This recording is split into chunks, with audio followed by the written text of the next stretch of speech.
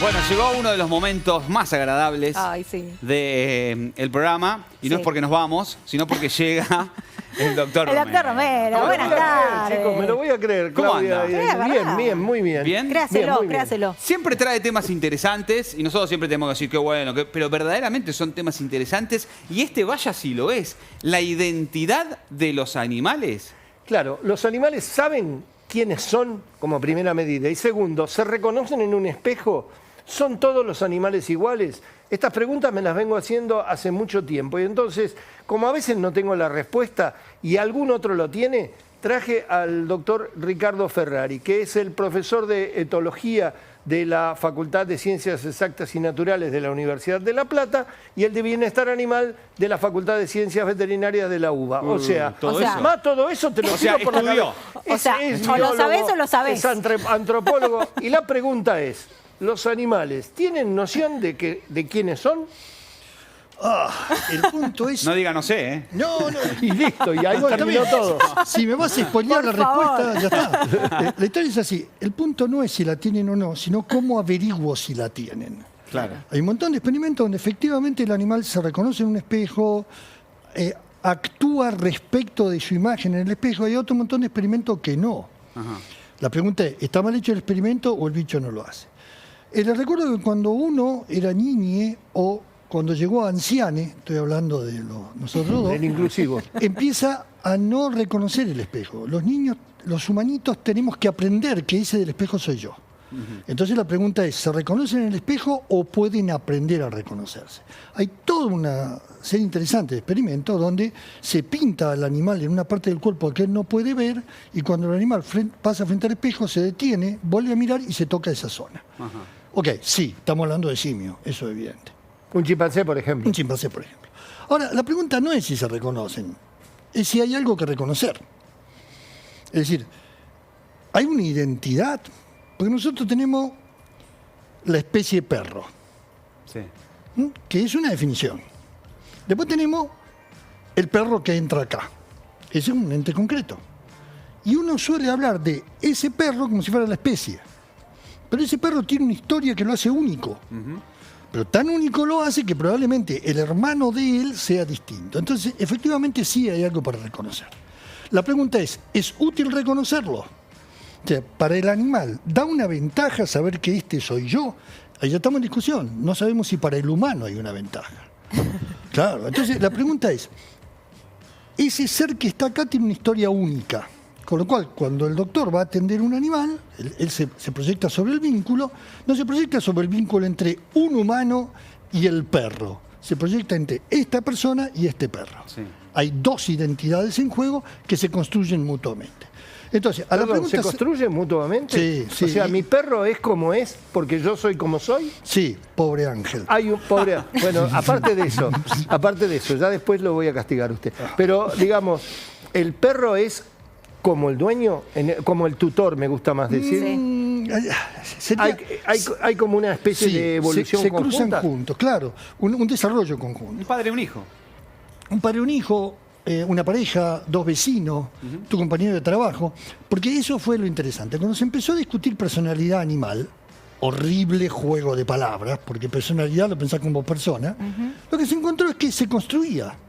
Entonces un animal que era extrovertido en un grupo, por ejemplo, un grupo del comando de carpinchos que entró en Nordelta, el que era extrovertido en este grupo, cuando lo llevas a otro es otra cosa. ¿Por qué? Porque la personalidad sirve para acoplar con el grupo. Ajá. Pero una vez que dijiste eso en una rata, en un tigre, en un perro, ya lo podés decir del humano. No tiene una personalidad, cámbialo de grupo social. Entonces, eso es una co-construcción. No sé si es igual al dueño, pero que lleva cacho del dueño encima, así como el dueño lleva cacho del animal en él. Ricardo, el chimpancé se reconoce, se sabe. Sí. El experimento de pintarle la cara, dormirlo, despertarlo y que el tipo se toca la cara en el lugar que está pintado quiere decir que sabe que es él. Sí. Pero resulta que los cuervos se reconocen también. Pero ahí hay un y no estoy problemita. hablando de los de San Lorenzo, mi querido Dani. No. Estoy hablando del bicho cuervo. Yo no sé si los hinchas de San Lorenzo se reconocen en el espejo, creo que sí. Últimamente no se están reconociendo porque le va como el traste. Tal cual. Bueno, está bien. No quieren Ok, reconocerse. eso lo dijo él. Ok, vamos a esto. Resulta que el cuervo, como el loro, tienen una propiedad muy interesante. Hablan. Ojo, no imitan, hablan. Es decir, hay una parte de su cerebro que tiene unas propiedades particulares como la nuestra. Entonces, la pregunta es, ¿no será que reconocerse en el espejo requiere un tipo de cognición, de capacidad de representación? Entonces, es de esperar que un animal que puede manejar eso, o sea, el cuervo puede armar frases con sentido, los loros ni te cuento. Más allá de los loros que cantaban marchitas, están los loros que pueden pedir algo específicamente. Entonces, esos animales, era previsible que iban a hacer eso. Y después se encontró. Vamos a unos consejos. Yo le digo que se quede el doctor Ferrari porque en las noticias lo tenemos involucrado también a él para que nos haga su comentario. Dale. Vamos a los consejos. ¿Tenés un perro y no puede salir a hacer sus necesidades? De día y de noche, Paño Pet tiene la solución. Paños sanitarios con gel absorbente, atractivos para tu perro. Son ideales para departamentos porque reducen olores. O bandeja sanitaria con pasto sintético, para perros de todos los tamaños. Cuida la higiene dentro de casa con Paño Pet. Laboratorio Jambier presenta 2 nuevos productos para la salud osteoarticular de tu mascota. Cartílago Forte CD con antioxidantes de última generación, cúrcuma longa y resveratrol. Cartílago Senior con el agregado de vitamina E y chía como fuente de omega 3 para caninos de edad avanzada. Laboratorio Jambier, innovando en salud veterinaria.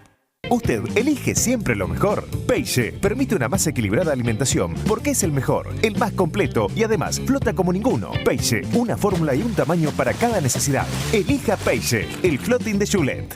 Esta es mi perra, Morocha. Pura energía y salud. Es por ella que pensé en un alimento mejor, que brinde nutrición y cuidado al alcance de todos.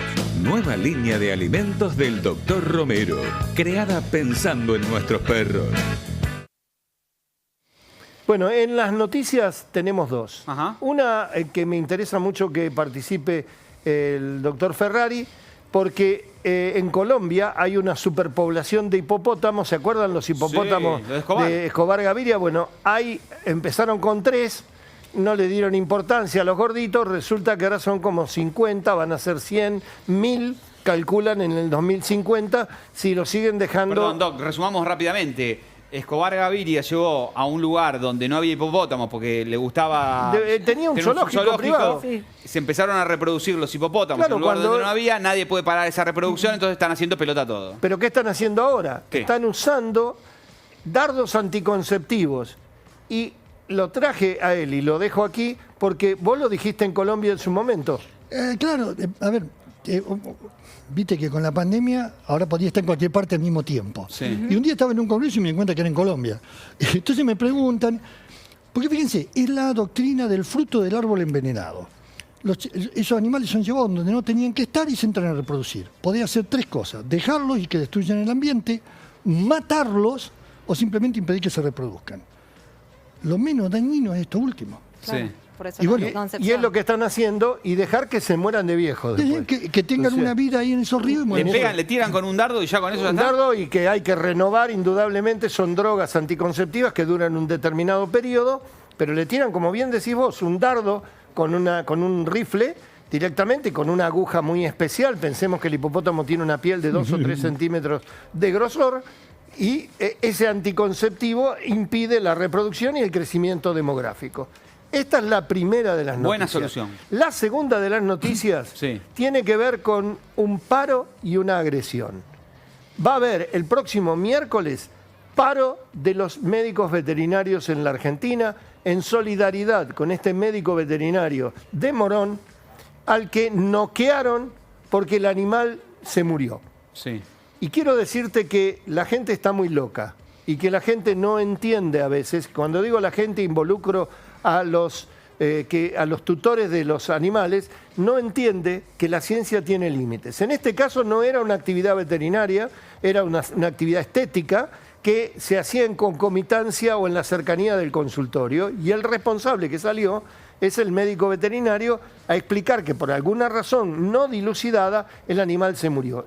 Se entiende claramente el dolor de la persona. Lo que no se entiende es la agresión noqueándolo durante 40 minutos. Tuvo que ir a terapia intermedia Y entonces, el próximo miércoles, la agrupación de círculos veterinarios de todo el país genera un paro, o por lo menos trabajar a puertas cerradas a todos los médicos veterinarios, porque esta agresión, esta cosa de no entender que en pandemia nuestra profesión esencial siguió atendiendo y que se atiende con turno y que la gente quiere presenciar. Y no, porque yo vine con el nene, no vengas con el nene. Estamos hablando de medicina y estamos hablando de falibilidad. Es decir, el animal entró vivo, fenómeno a la peluquería. Si pasó algo, van a tener que dilucidarlo. No es grato esto que pasó y es entendible. ¿Pero qué puede haber el pasado? enojo. ¿Se sabe? No se Desde sabe. una muerte súbita. Sí. A ver, Que justo ¿qué dio casualidad que se puede dio ahí? haber pasado con el animal de compañía de uno de mis hijos que murió esta semana en 20 minutos? De golpe. Se dio cuenta, lo alzó, lo llevó a la clínica y a 4 cuadras de la clínica murió.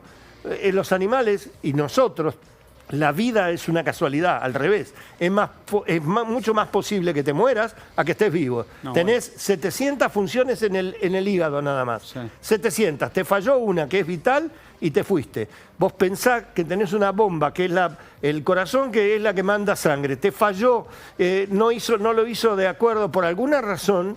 Es decir, existe. Por supuesto que es doloroso, por supuesto que es incomprensible. Si fuera comprensible, no existirían tantas religiones que plantean la vida eterna, que es la única manera que tenemos de entender más o menos que esto no es lo único, aunque muchos pensemos que sí. Lo cierto es que el ser humano es falible. ¿Que puede haber un error? Claro que lo puede haber. Ahora, ¿justifica una agresión para dormirlo y noquearlo durante 40 minutos? Y no es la primera, no es la única, por lo tanto yo me solidarizo con eso y el miércoles las clínicas veterinarias van a entrar en paro activo, que significa trabajar a puertas cerradas, solo atendiendo las emergencias o las cosas debidas a las cirugías programadas o las emergencias habituales.